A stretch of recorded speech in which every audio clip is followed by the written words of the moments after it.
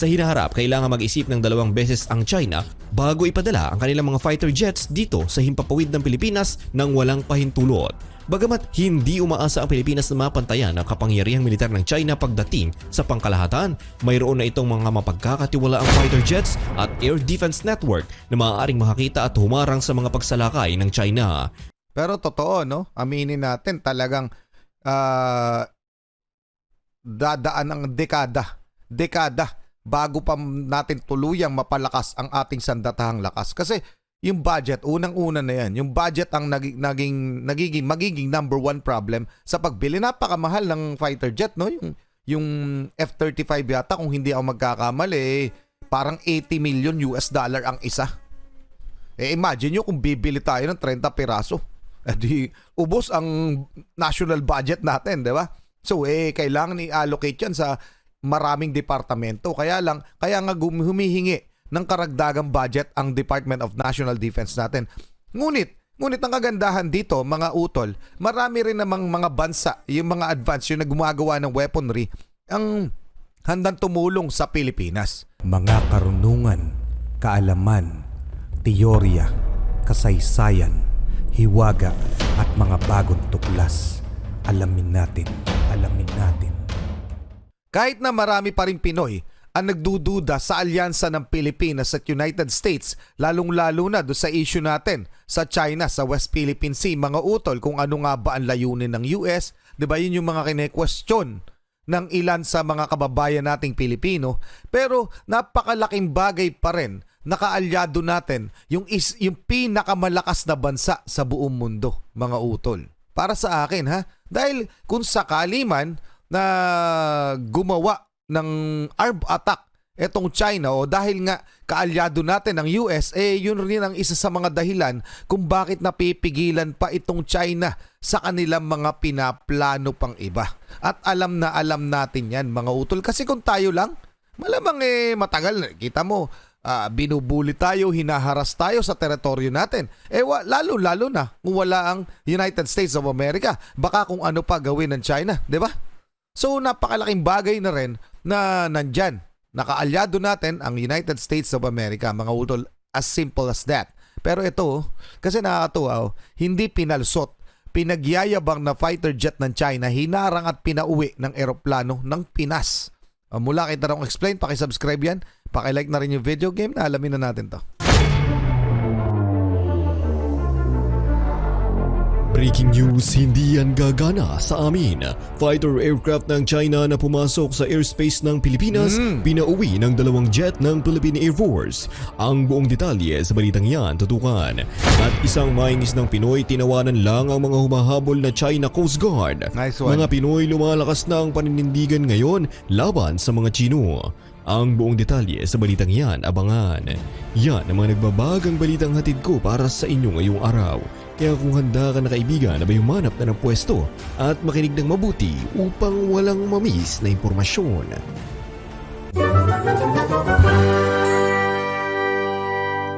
Tarong Explain, pakisubscribe.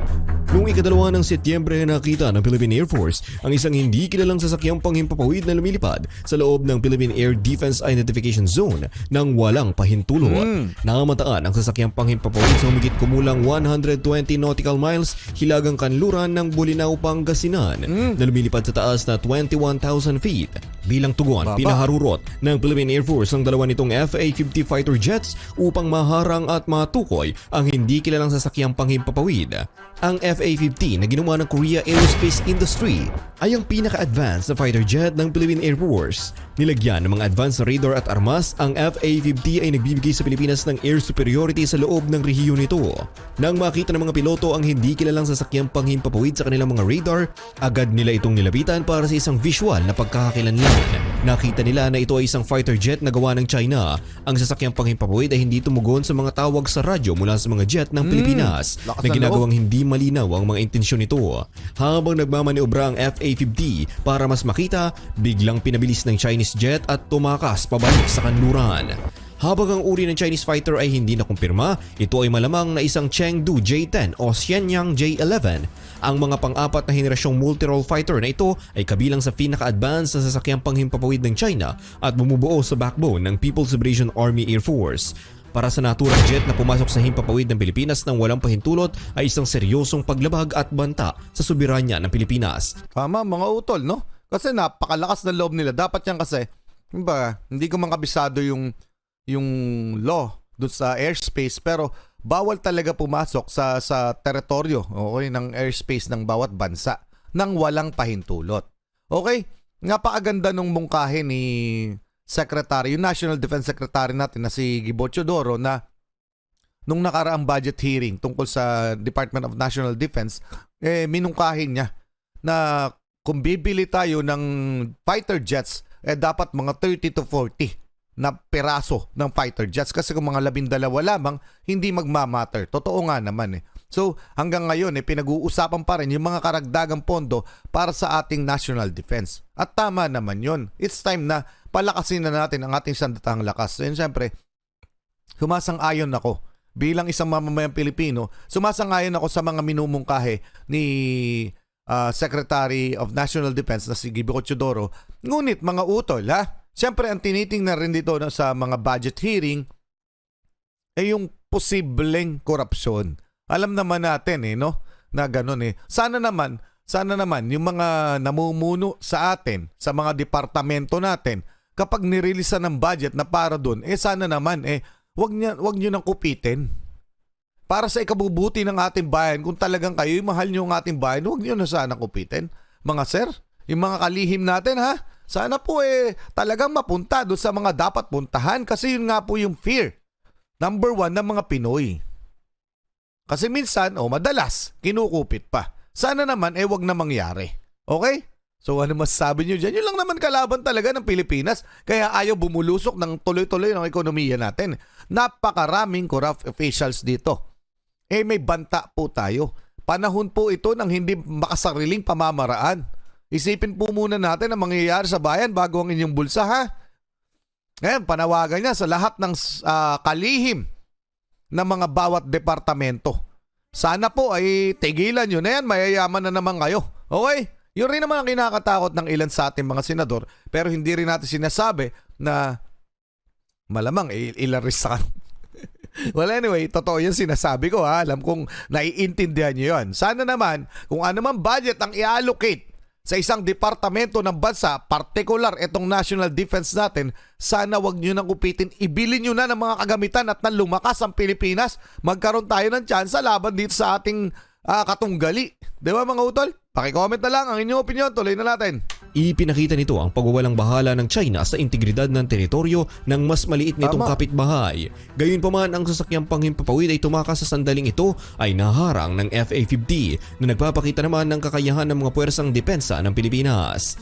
Ang pagharang ay isang tagumpay para sa Philippine Air Force, habang ang sasakyang panghimpapawid ng militar ng China ay madalas na sinusundan o nanliligalig ng mga puwersa mula sa iba't ibang mga bansa tulad ng US, Japan at Taiwan, malapit sa mga pinagtatanong ng lugar sa South China Sea. Ito ang unang pagkakataon na ang isang Chinese fighter ay labis na lumabag sa airspace ng Pilipinas. Noong nakaraan, ang hindi otorisadong sasakyang panghimpapawid mula sa China ay maaaring pumasok sa lugar na alam na ang Philippine Air Force ay kulang sa mga assets upang hamunin ng mga ito. Gayunpaman, binago ng pagkuha ng FA-50 ang mga kalkulasyon na iyon. Ngayon, ang Pilipinas ay may mga mapagkakatiwalaang fighter jets na maaaring humarang at makilala ang mga nanghihimasok, pati na rin ang potensyal na makisali sa kanila sa air-to-air na labanan kung kinakailangan. Malamang na nauunawaan ito ng piloto ng China at tumalikod nang makitang papalapit na ang mga jet ng Pilipinas na ayaw niyang malagay sa panganib na magkaroon ng komprontasyon. Bagamat ang FA-50 ay hindi tugma sa mga nangungunang fighters ng China ng one-on-one, mayroon itong bilis at sandata upang magdulot ng banta at sinusuportahan din ng mga land-based na air defense system ng Luzon.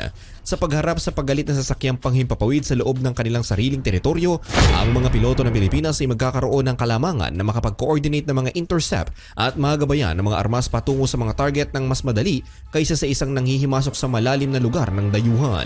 Ito ay malamang na naging dahilan sa desisyon ng Chinese jet na tumakas sa halip na subukan ang desisyon ng Philippine Air Force. Sa hinaharap, kailangan mag-isip ng 2 beses ang China bago ipadala ang kanilang mga fighter jets dito sa himpapawid ng Pilipinas nang walang pahintulot. Bagamat hindi umaasa ang Pilipinas na mapantayan ang kapangyarihang militar ng China pagdating sa pangkalahatan, mayroon na itong mga mapagkakatiwalaang fighter jets at air defense network na maaaring makakita at humarang sa mga pagsalakay ng China. Pero totoo, no? Aminin natin talagang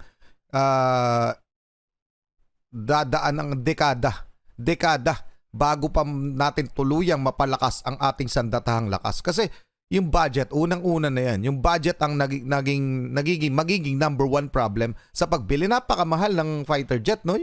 Yung F-35 yata, kung hindi ako magkakamali, parang $80 million ang isa.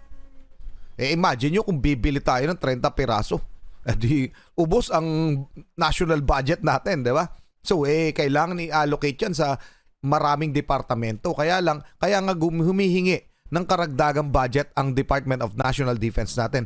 Ngunit ang kagandahan dito, mga utol, marami rin namang mga bansa, yung mga advance, yung na gumagawa ng weaponry, ang handang tumulong sa Pilipinas. At dahil nga ang simpatya ng halos buong mundo ay nasa Pilipinas dahil sa paninikil ng China, dumadami yung nag-o-offer sa atin ng aid. Yun yung kagandahan ng mga pag-travel ng ating Pangulo sa ibang bansa. Napapalapit tayo lalo doon sa mga alyado. Kasi pag leaders to leaders na nag-usap, lalo na pag medyo napaganda yung datingan ng usapan nila, mas madali para sa atin ang humingi ng tulong sa mga bansang higit na makapangyarihan sa atin. At alam naman natin, tayo'y developing country. Okay, yung mga well-developed country, yung mga powerful countries, ang mga handang tumulong sa atin ay napakalaking bagay nun, mga utol. Okay? So yun po yung talagang sinisecure ng ating Pangulo ngayon. Kaya natutuwa ako pag bumiyahe siya pumunta sa ibang bansa, may mga summit, may mga atin siyang meetings ng mga world leaders, tapos pagbalik niya napakaraming investments, tapos tinatalakay niya in public na ganito po yung nangyari, ito po yung mga bagong investment at syempre yung ties na yun gumaganda. At syempre dahil doon yung buong Pilipinas nagkakaroon tayo ng tsansa na mas lumakas pa ang ekonomiya dahil sa mga investment. And bukod doon, dito nga mabalik tayo sa ating depensa sa Armed Forces of the Philippines, napakaraming mga bansang handang tumulong sa atin, magbigay ng mga karagdagang assets na alam natin na tayo ay kulang hanggang ngayon. Okay mga utol? So ano masasabi nyo dyan? Pa-comment na lang. Tuloy na muna natin to. Anumang panghimasok sa hinaharap ay nanganganib na mag-trigger ng isang hindi ginugustong pagharap na mas gugustuhin ng China na iwasan ng napakalapit sa mga baybayin ng karibal nito. Sa pagpapatrolya ng mga asset tulad ng FA-50, maaari na ngayong mabisang mapagpatrolyahan ng Pilipinas ang sarili nitong airspace at magpadala ng mensahe sa mga magiging lalabag tulad ng China. Hindi iyon gagana sa depensa ng Pilipinas. Ang pagkuha ng mga modernong fighter jets ay nagpapalakas sa kakayahan ng bansa na protektahan ang soberanya nito mula sa mga dayuhang panghihimasok sa airspace.